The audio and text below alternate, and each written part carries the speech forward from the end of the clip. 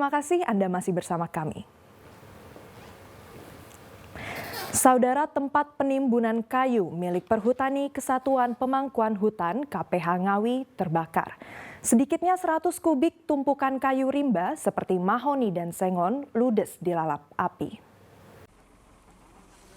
Kebakaran ini terjadi di tempat penimbunan kayu atau TPK Banjar Rejo milik Perhutani Kesatuan Pemangkuan Hutan KPH Ngawi, tepatnya di Desa Banjar Banggi, Kecamatan Pitu, Kabupaten Ngawi, Jumat 22 September 2023. Api dengan cepat membakar tumpukan kayu di blok rimba seperti kayu mahoni dan sengon. Api pertama kali muncul dari hutan yang terjadi di sisi timur TPK. Kencangnya hembusan angin membuat api dengan cepat menjalar ke tumpukan kayu di blok rimba. Dengan peralatan seadanya, petugas perhutani berusaha memadamkan api. Banyaknya tumpukan kayu membuat kobaran api cepat meluas. 3 mobil pemadam kebakaran dikerahkan ke lokasi. Sempitnya jalan membuat proses pemadaman sulit dilakukan. Apa aja Pak ini kayunya yang dalam? Ya ini kayu mahoni sama sengon. Sengon ya. Untuk lokasi sini mahoni sama sengon. Banyak Pak ini yang terbakar Pak. Ada sekitar berapa kubik Pak kira? Kalau diperkirakan kubik ya 100 kubik ada Pak. 100 kubik ada ya Pak ya terbakar. Ada. Pak hingga kini api kok sulit dipadamkan, kenapa Pak ya?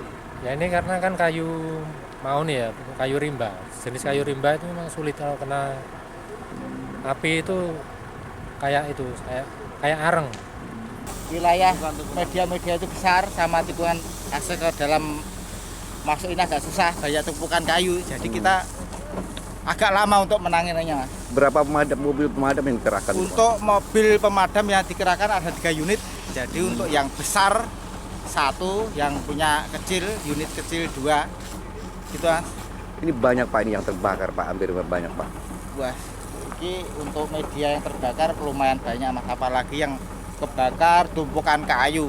Kalau tumpukan kayu itu biasanya itu memakan banyak air Mas, sama maksudnya untuk memadamkan itu membutuhkan banyak air ya. Betul.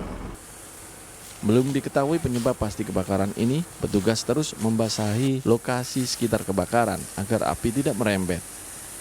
Dirgo Siono melaporkan dari Ngawi. Saudara, seorang nasabah di Kabupaten Tuban tewas dalam perjalanan ke rumah sakit usai mengambil uang di bank. Korban yang mengendarai sepeda motor tertabrak mobil sedan dari belakang sesaat setelah keluar dari tempat parkir. Seorang nasabah bank yang mengendarai motor tertabrak mobil sesaat setelah keluar dari tempat parkir. Wantoyo, 54 tahun, yang mengendarai motor Nopol S4379HA tertabrak dari belakang mobil sedan Nopol S1621WJ saat masuk jalan raya. Saat itu korban hendak belok kiri mau masuk jalan raya. Diduga korban tidak melihat sisi kanan ada sedan yang melaju. Karena jarak terlalu dekat, kecelakaan tak bisa dihindari. Akibat kerasnya benturan, korban beserta motornya terpental beberapa meter. Korban selanjutnya dilarikan ke Rumah Sakit Umum Daerah R. Kusma Tuban, namun nyawanya tak tertolong. Saat keluar dari parkiran Bank Mandiri menuju ke Jalan Basuki Rahmat dari arah selatan ke utara belok ke kiri, jadi ke arah ke barat karena kebetulan di Jalan Basuki Rahmat ada satu arah. Kemudian dari arah yang sama melintas kendaraan mobil sedan Nopol S1621WJ yang dikemudikan oleh Suryati.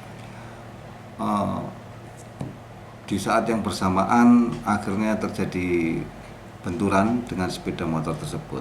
Akibatnya Wantoyo luka-luka dan dilarikan ke rumah sakit Kusma.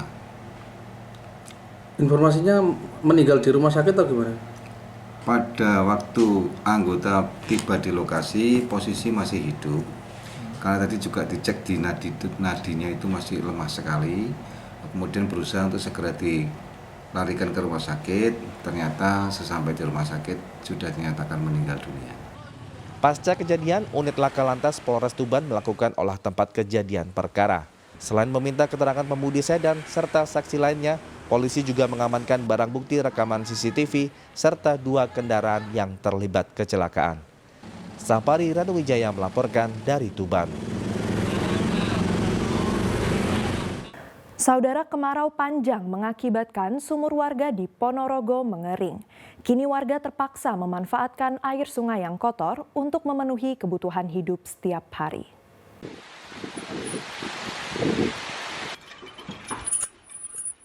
Hampir 4 bulan ini warga Dusun Sukun, Kecamatan Pulung, Kabupaten Ponorogo krisis air bersih. Sumur milik warga banyak yang mengering. Kalaupun ada, airnya sedikit dan habis ketika diambil beberapa ember saja. Guna memenuhi kebutuhan hidup, air sumur hanya digunakan memasak. Sementara untuk mencuci dan mandi, warga menggunakan air sungai yang kotor.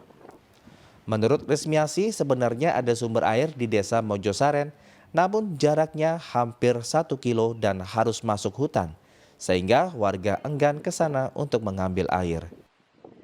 Ya bisa, tapi ya cuma sedikit-sedikit itu berbagi kan buat orang banyak. Terus untuk makan, kalau semisal kering, sumurnya kering itu gimana? Kalau kering semamanya nggak ada air ya jauh itu nyarinya di sana. Di mana? Di sana, di jauh. Di sungai? Kira-kira enggak di mata air tapi jauh. Berapa kilo? Kira-kira 1 kilo. Itu jalan kaki. Perkiraan akhir bulan 6 memang sudah mengalami krisis air. Soalnya kalau 1 minggu itu ngalirnya berapa kali? Ngalir yang jelas untuk 1 minggu kita sungainya itu tidak mengalir itu hari Minggu dan Senin. Itu pasti sudah tidak ada aliran dari sungainya itu.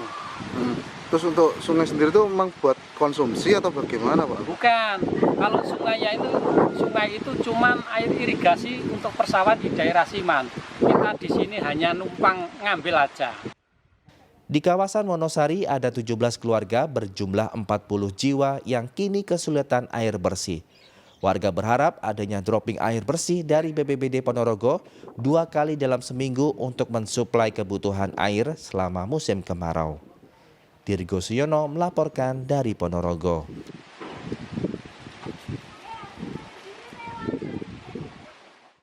Saudara, untuk pertama kalinya, kompetisi marching band tingkat Asia bertajuk Asian Music Games digelar dan Indonesia terpilih sebagai tuan rumah penyelenggaraan. Digelar di Jember, puluhan kontingen marching band dari berbagai negara tampil memukau di depan ribuan penonton di sepanjang jalan. Kita sambut bersama penampilan Alun-alun kota Jember Sabtu malam dipenuhi ribuan warga yang ingin menyaksikan kejuaraan marching band tingkat Asia bertajuk Asia Music Games atau AMG. Puluhan kontingen ambil bagian dalam AMG tahun 2023. Untuk pertama kalinya diselenggarakan, satu persatu kontingen menunjukkan kekompakan dan kemampuannya memainkan alat musik berupa perkusi maupun alat tiup seperti trompet, flute, dan pianika.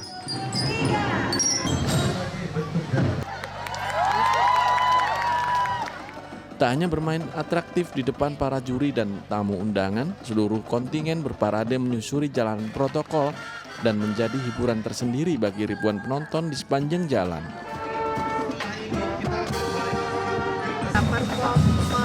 Performa dari peserta kontingen itu bagus-bagus semua, dari mulai yang paling kecil sampai yang junior, yang tingkatan SMP itu bagus-bagus semuanya.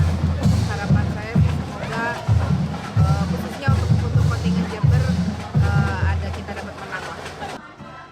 Selain harmonisasi, kriteria penilaian pada kejuaraan ini juga berdasarkan pada kerapian barisan, pemilihan kostum maupun aransemen musik yang dimainkan. Tujuannya adalah Diponegoro Marching Band untuk menuju SEA Games dan Olimpiade di bidang cabang olahraga marching band. 38 peserta dari 9 negara dan Indonesia, totalnya itu sekitar 30 band. Kategori yang dilombakan antara lain Street Parade Marching Band, musik battle, konser, dan marching show band. Selain dari sejumlah kota di Indonesia, kompetisi juga diikuti perwakilan marching band dari berbagai negara seperti Jepang, Malaysia, Filipina, Taiwan, dan Cina.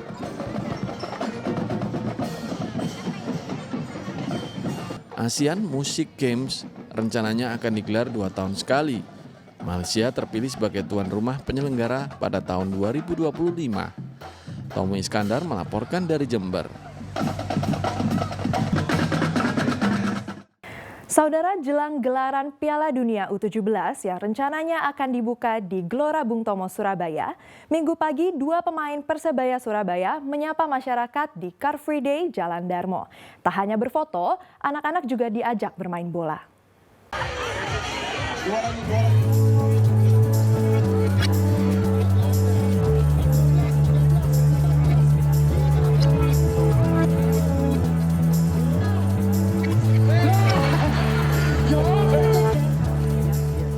Aditya Arya Nugraha, kiper Persebaya, dan Rizwan Lauhin, bek Persebaya, menyapa pengunjung di hari bebas kendaraan bermotor atau Car Free Day di Jalan Darmo.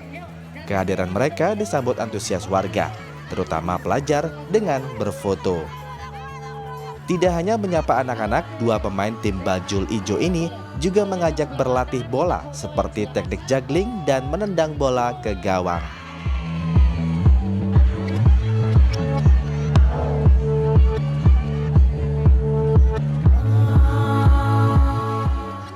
Menurut salah satu pelajar, Sandi Putri Ardiansa, ia datang ke Car Free Day Darmo untuk bertemu langsung dengan 2 pemain Persebaya Surabaya dan berlatih bola.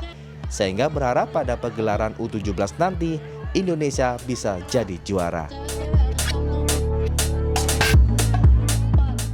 Melihat pemain U17 karena mau ada pertandingan, jadi saya ikut menyemarakkan. Lihat bola, lihat acara-acara kayak praktek-praktek gitu. Seneng banget, meriah soalnya. Mendukung banget sampai acaranya berjalan dengan lancar. Menang dan juara. Indonesia juara. Aditya Arya Nugraha, kiper Persebaya, datang ke Car Free Day ini selain menyapa masyarakat juga untuk mensosialisasikan dan menyemarakan jelang perhelatan akbar Piala Dunia U17. Karena Surabaya jadi lokasi pembukaan FIFA World Cup U17. Tadi ada kegiatan untuk memberitahu semua orang-orang di sini bahwa kita menjadi tuan rumah. Juga ada acara-acara game-game sedikit tadi. Ya, harapannya kita berdoa untuk semoga hasil yang terbaik untuk tim kita Indonesia U17. Kepala Dinas Pendidikan Kota Surabaya menyambut baik kegiatan ini untuk menumbuhkan semangat sejak dini kepada anak-anak, khususnya olahraga sepak bola. Alhamdulillah hari ini kan kita bersama teman-teman Dispora untuk Piala Dunia U17. Jadi kita menanamkan rasa cinta pada sepak bola anak-anak.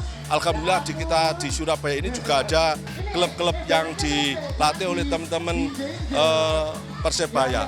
Ini harapan kami nanti per wilayah klub-klub ini bisa jadi motor, jadi pionir-pionir nanti 2045. Jelang perhelatan Piala Dunia U17 di Surabaya, Kepala Dinas Kebudayaan, Kepemudaan dan Olahraga serta Pariwisata akan terus menggelar sosialisasi guna menumbuhkan euforia masyarakat.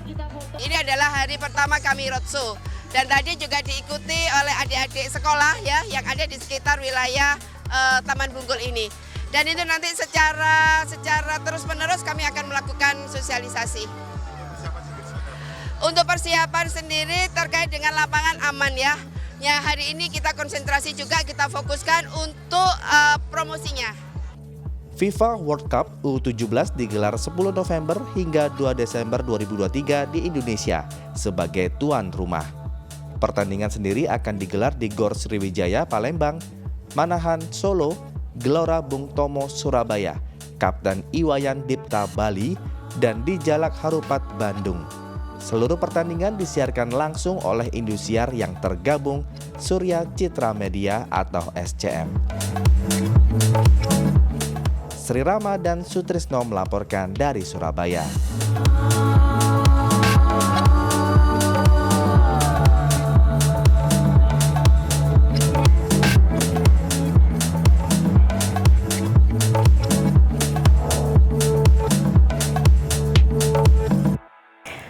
Saudara, informasi tadi sekaligus menjadi akhir perjumpaan kita dalam Liputan 6 SCTV Daerah Jawa Timur.